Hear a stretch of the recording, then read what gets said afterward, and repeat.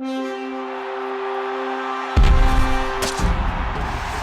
Adam Anshel for Pro Football Weekly, along with our draft expert Nolan Naraki, taking a look at the draft grades for the AFC West. It's presented by Verizon Fios. And Nolan, the Chiefs got an A-.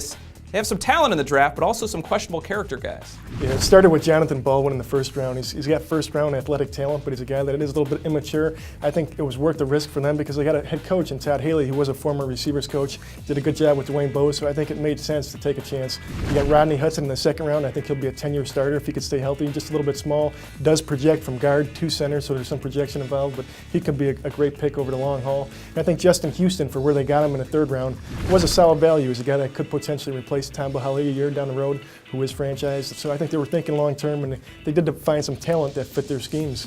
They also took a quarterback in the 5th round, Ricky Stanzi. You know, he was kind of lumped in as the bottom of that elite group of quarterbacks, if you want to call them elite. Are you surprised he went to the Chiefs? Not at all. I think Scott Pioli has been a guy over time that's done a good job of selecting Iowa players, really identifying the character on that team. And Stanzi's a guy that's got all the intangibles. He's a guy that could, in time, become a very good NFL quarterback, and I think it was a good risk in the 5th round. The Denver Broncos, you gave them a B for their grade. We know Von Miller, a stud, 2nd pick overall. He was highly rated by you. Moving down the draft, what was it that you maybe didn't like that couldn't keep them up into an A? I wasn't a big fan of Raheem Moore in the 2nd round. I think they reached a little bit, but they did drop down and pick up Moore and Quentin Carter in the 4th round, so they were able to manipulate the draft board a little bit, and I think they found a right tackle of the future in Orlando Franklin. He's a guy that had some character concerns as well, but you know, when you look at the draft in whole, I think Julius Thomas and their 7th round pick, Virgil Green, I think they really added speed to that receiving core at tight end. So I think overall, I think this draft could come away with some solid players who can help them in the long term. It seems like a lot of help in a lot of different places for them. The Oakland Raiders, very strange draft, I think, much like it always is with Al Davis in charge. No 1st round pick, their 2nd round pick, Stefan Wisniewski, a reach there? A little bit, but I think with his uncle coaching the offensive line, it made a lot of sense. And you know, Al Davis loves pedigree, but really what he does year after year is he seeks explosion. He looks for the fastest players in the draft, and he found them in the 3rd round with DeMarcus Van Dyke. Thought it was a little bit of a reach. Thought CCHEKWA was a reach in the 4th round, but you know, he did find fast players. You got Taiwan Jones in the 4th round, Denarius Moore in the 5th. All of them, they got tremendous speed, and I think they have the potential to stretch that offense.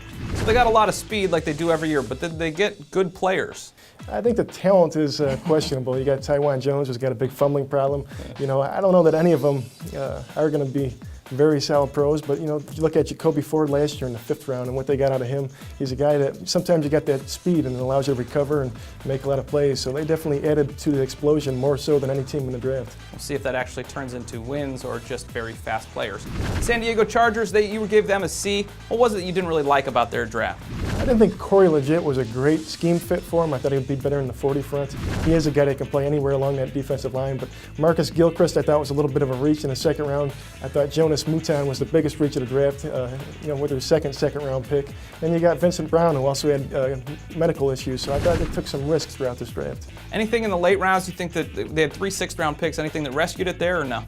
No, not really. I think Jordan Tillman could help. Yeah. A solid 6th round pick, but I didn't like Stephen Schilling at all. I think he's a guy that could get cut, won't even be on the 53-man roster, and I thought it was just risky overall. I think Todman means Darren Sproles' time in San Diego is done? I think that's what they were hoping, but you know, he's a little guy that he's going to have to prove he could stay healthy and help in the return game, which he hasn't done a lot, so you know, there is some projection involved. That is a look at the grades for the AFC West. For the best draft analysis, be sure to follow us on Twitter or go to ProFootballWeekly.com.